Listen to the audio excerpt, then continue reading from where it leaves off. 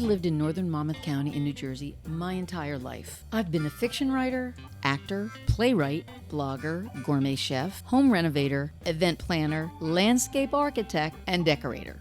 Now, I'm married to a professional drummer who is also an award-winning photographer, so the arts have always been really important to me. There are so many people in this part of New Jersey that are involved in the arts, and I am planning to talk to all of them. Well, maybe not all of them, but a lot of them. And I'm inviting you to listen in. I'm Lucille Sapio, talking arts and culture, and this is Hazlitt Coffee Talk. Jose Loo is a talented and perhaps the most talented musician that I know. He's a singer, a composer, a producer, an arranger, and a keyboard player. But he is best known as a singer and former frontman for the band Line Drive. But Jose is not only an incredible singer, he is so charismatic on stage that people are just drawn to him. He's been described by many people as a cross between Stevie Wonder and Sting. But I don't know if that does him justice. I'm so glad to have him on today, and he's such a fun guy to talk to. Hello, Jose. Hello, Lucille. It is so good to see you. It's good to be seen. Good to see you, too. Do you come from a musical family? No, but I come from a music-loving family. Everybody, and I mean everybody in my family, love music. They love dancing to it. They love listening to it. It's like it's in our veins. Obviously, I'm a big fan of Line Drive. Most people know that already. Now, you were the man who essentially changed Line Drive from an instrumental fusion jazz band to something that was so much more. Mm-hmm. What had you been doing before you auditioned for Line Drive? I was kicking around in bands. I was gigging. I was living in Old Bridge, and I was like, I got to make money. So I got some day jobs. One of them was washing dishes in the morning from 6 in the morning till 5 in the evening. And then I would walk across Route 18 and go work at the movie theaters from 6 to midnight. And I loved it. I was a dishwasher. And the reason why I loved being a dishwasher is because I didn't have to think. And I freed up my mind to compose and think about music. You know, a lot of people say that if you are doing something that's creative, you don't want to have a job that's also creative because it sucks that creativity out of you. Right. It occupies your intentional thinking. What was your audition like with Line Drive? Because I want to compare your story to what I've heard. Okay, I'm going to go back a little before my audition. So I'm reading the query and I says, I need a job at something else that's not going to take up all this time. Band seeking singer. This band Line Drive was playing, I think, at this place called Club Benet. So I went there to listen, to check them out. I'm like, hey, they're pretty good. And I walked up to the band and said, hi, my name is Jose. I'm a singer, and I hear you're looking for a singer, and I'd like to audition for it. They're like, yeah, sure, come back. So I went to Tim Boyce's house. Their rehearsal room was just like, it looked like a triage or something like that. They said, you play piano? I said, yeah, I play something. Go ahead and sing something. I said, well, I can sing and play. I sang a Stevie Wonder tune, and I was like, no one's saying anything. You know, everyone's looking miserable, tight-lipped, and I'm like, all right, whatever. And then Chris McKevitt goes, oh, yeah, I think you might be right. I didn't really care what we played. I just wanted to make money. I said, are you guys working? And he says, yeah. He goes, you might get this job, I think. And I said, will it pay at least $20? He goes, $20? You're going to make more than that. You're going to make $75. And I'm like thinking, cha-ching, yay, I'm rich. By the way, that's about what players make now. Pretty sad, right? What would you say, in all the time that you spent with Line Drive, what was the high point? I remember doing some Jazz in the Park in Red Bank. One of my high points was doing my song, That Is Why, and Always and Forever. I got to tell you, yeah, Always and Forever, that almost makes me cry when I listen to that song. I love it. Thank you. And I have a recording from the Red Bank, and I'm going to put it here in the podcast so people can hear the live version of you singing, just part of it, because the beginning of it is just, it's incredible. Always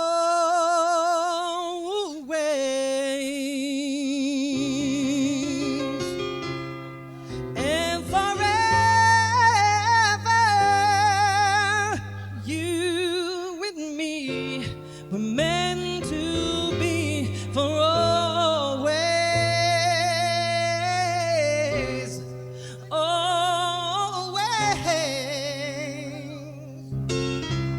And forever,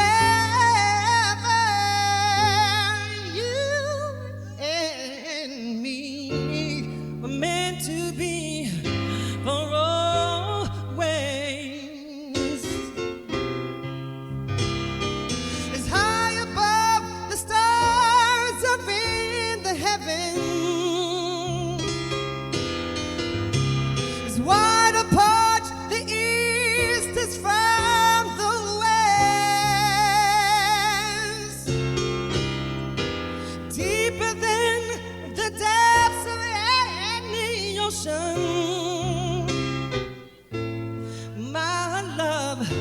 for you is only heaven sent.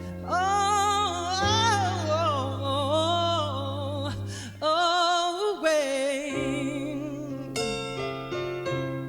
And forever,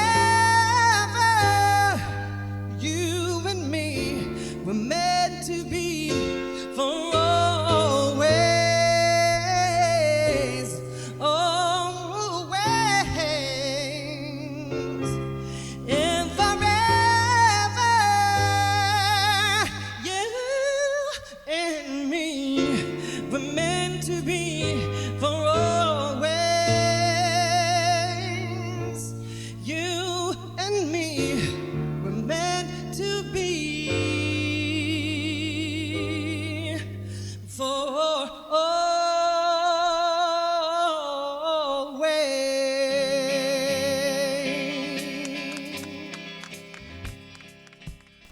I think for me, that was a high point for me. And another high point was we were playing at the Cove in Seabright, and I wrote a song called Easy Street. And we did that a handful of times, not a lot, but when we did it, oh my God, I'm like, I felt like that was the apex when we all sounded as like one instrument. That's a high point for me. Yeah. If you hadn't joined Line Drive, what do you imagine that the trajectory of your musical career would have been? Working in New York, working in studio, which I actually wound up doing during Line Drive, doing session work, doing studio work, but being more involved with studio and writing, and maybe even getting into producing. If you have someone, you could call them a mentor or whatever, you need somebody to help herd and usher you to kind of like really help motivate, help shape your vision. I did not have one. I think under the guidance of some seasoned professionals, that's where eventually I would have wound up. A lot of people don't know that you were on Star Search. What was that experience like? That was a surreal experience. Gotta appreciate things when it's happened. I didn't appreciate it. It was overwhelming. And all my defenses rose up. They're using you out here. I just like, that's... But yet I was pretty hopeful. There was a part of me that was like, wow, this is pretty cool. You got through like, what, 3? 2. Personally, I think if you had a different song the second week, I think because you didn't show off your musical talent as well. You know what? I'll go with that. I'll buy that. Because there were people there that, at least a dozen associate producers. And one of them said, Jose, this is not a music show. This is a television show. We're trying to market to people in the Midwest to buy mayonnaise and hair dye. I'm glad I did it. To finish answering your question, I came back. I had no regrets about doing it. I had no animosity or resentment that I lost. Not at all. But what I did get was like, oh my God, this is how real professional people do this. And I was on fire. I was like, I want to be there again. I want to do that. Whatever they're doing in the music business, I want to be a part of that. That lasted for 2-3 weeks. Oh, by the way, and I auditioned for The Voice. And I didn't make it. And I thought I killed. But I'm not, once again, it's a television show. Right. I recently spoke with Chris Plunkett, and we talked about the two of you collaborating on some songs. Yeah. But the 2 CDs that Line Drive released, We Could Have Been Contenders and You Gotta Believe in Something, they featured almost exclusively songs written by you. Yeah. So how many songs have you written? At least 100. Yeah. What's your favorite song from those 2 CDs? I'll pick 2. That Is Why and Western Skies. Of course, once Line Drive started doing weddings, the group added a lot of cover music. Yeah. Earth, Wind and Fire, Stevie Wonder, Sure. Tower of Power. If you're going to sing cover music, whose music would you choose? I would choose a lot of jazz, a lot of old-time jazz, a lot of Sinatra, of course, but also Cab Calloway, Duke Jordan. I definitely would do that, a lot of swing stuff. I would do a lot of the Great American Songbook stuff if I could. Stuff written by Harold Arlen and the guys who wrote Somewhere Over the Rainbow, those guys. I would do songs. Yeah. That's what I would do. A lot of the songs that you've written have a wonderful dance beat. Get the Funk, Looks Like It's Gonna Rain, Do You Want to Get Funky, just to name a few. Oh, I forgot about those songs. Yeah. But there's one song on Line Drive's first CD that never failed to drive people to the dance floor. Even kids when you played outdoor concerts. Everybody. Oh, yeah, I love that song. It has such a positive, self-affirming message. Yeah. Have you ever considered submitting that to producers of children's programming? You know, that's a great, Rick Brennemer actually brought that in. He wrote that, everybody, the chorus and that. I wound up doing the verses. That would be a great idea. Because I could see a children's show, because kids love that song. Every time, like when you played in Red Bank, the kids would like flood the front of the stage and be dancing. They loved it. Right. And adults did too. I would like that. Rick did a good job on that. That's a great hook. I'm going to play a little piece of that.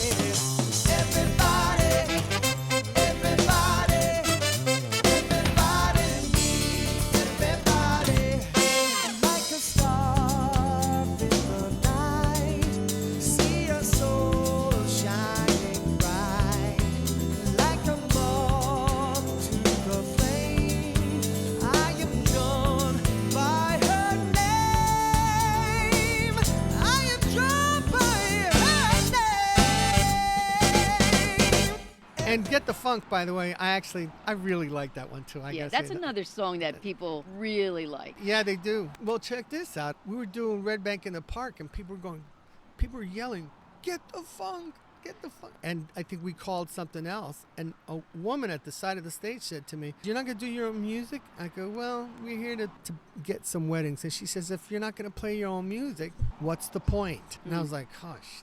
Yeah. And that stuck with me. Yeah. You wrote some great songs. I don't care how many times I've listened to them. I always enjoy listening to the songs that you've written. Thank you. Now, a lot of your earlier songs had a Latin twist, but since leaving Line Drive, it seems like you've embraced that kind of music even more. Yep. What drove you to focus more on the Latin sound? You cut me, I bleed. That just comes out of me. That's who I am. Every day is a holiday. When we're together, my heart is so filled up with your love. Every day is a holiday, so why don't we go and celebrate what we've got?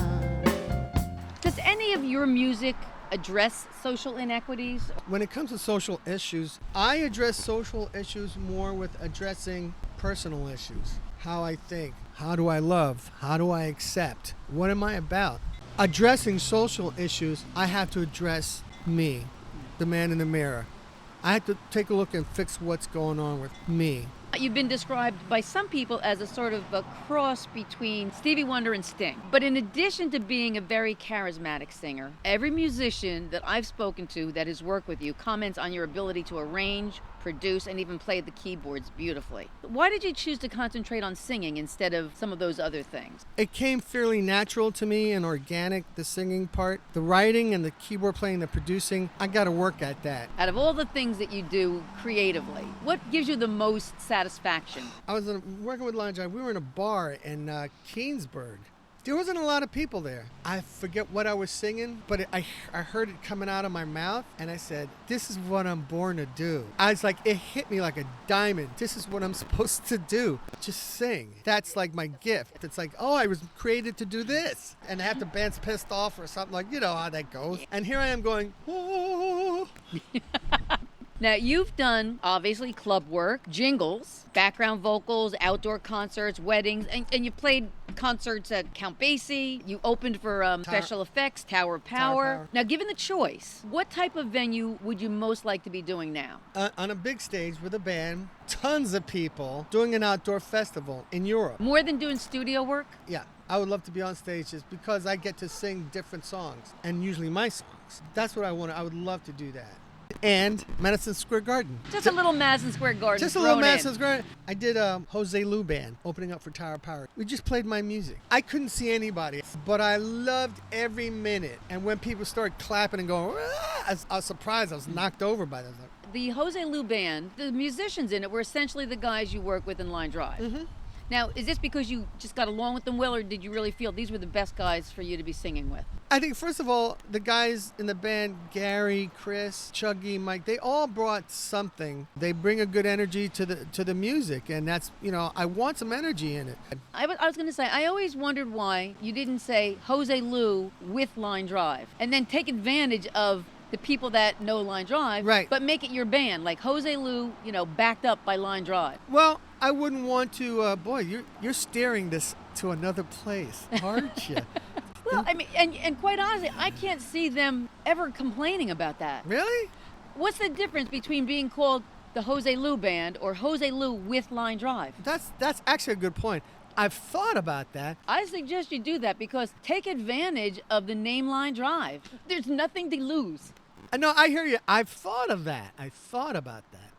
And one of the good things about working with the guys in Line Drive, they're my friends. We get along pretty good, Let me think about him. What other artists do you admire? Sting, Stevie Wonder, of course, Hector Lavoe, and Willie Colon. Love them. Love them. I love Wynton Kelly, jazz piano player. Bill Evans. But I love Wynton Kelly.